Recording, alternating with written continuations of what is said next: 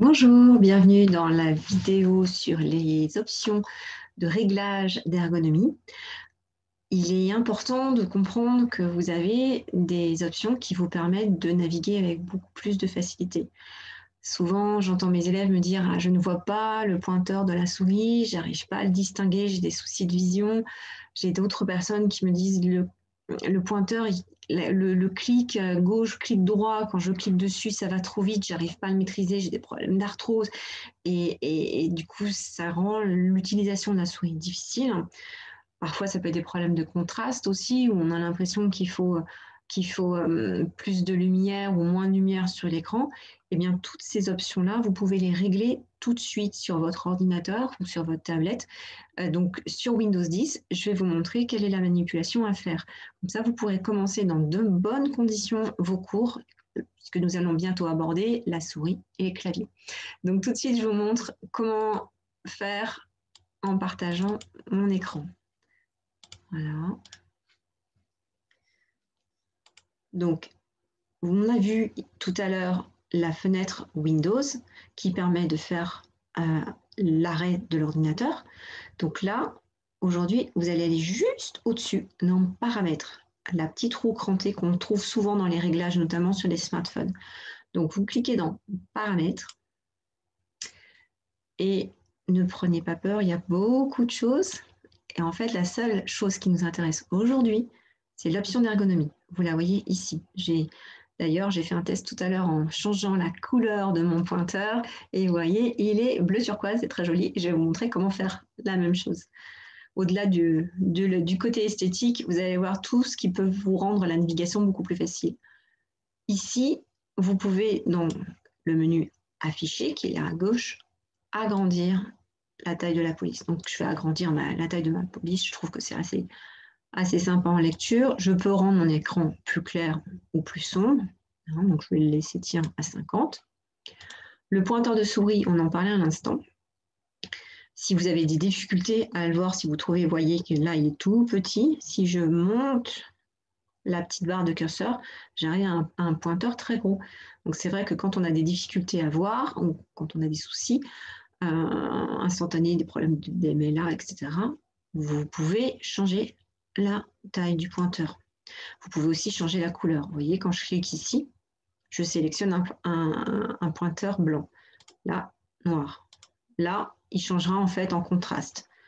Et là, j'ai décidé, tiens, je vais mettre rose fuchsia. Hop, je change la couleur du pointeur. Si je veux continuer à travailler sur le pointeur de souris, on a ici toute cette partie-là pour travailler. Et on peut aussi changer la taille du curseur qui vient se positionner lorsque vous travaillez sur un texte. Par exemple, si vous avez un email à faire et que vous voulez bien voir le curseur se positionner quand vous voulez effacer des caractères avant ou après, vous pouvez, vous voyez, augmenter la taille du curseur. C'est vrai que ça peut permettre aussi de voir des choses un petit peu différemment. Je reviens sur le pointeur de souris.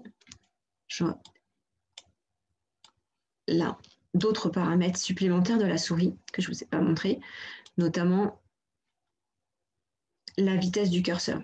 Ça, c'est assez important parce que vous pouvez avoir un déclic de souris plus ou moins rapide.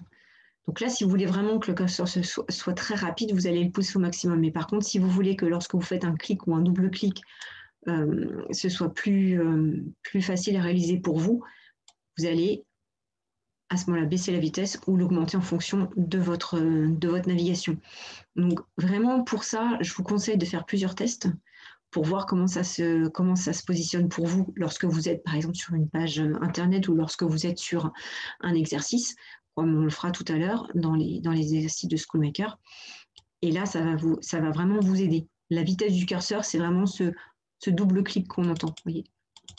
Et parfois, si vous êtes quelqu'un de nerveux, vous allez avoir besoin d'une vitesse rapide. Si vous êtes quelqu'un qui a besoin de plus de temps parce qu'il n'a pas l'habitude de manipuler la souris, vous allez avoir peut-être besoin d'une vitesse plus réduite.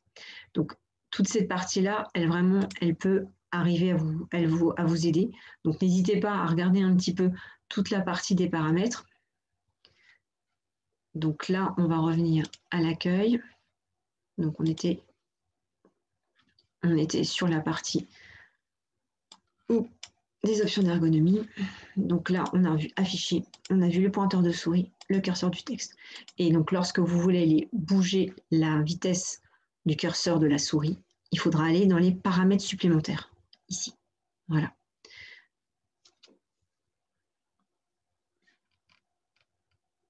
Donc, j'espère que toutes ces options ne vous sont pas semblées trop compliquées.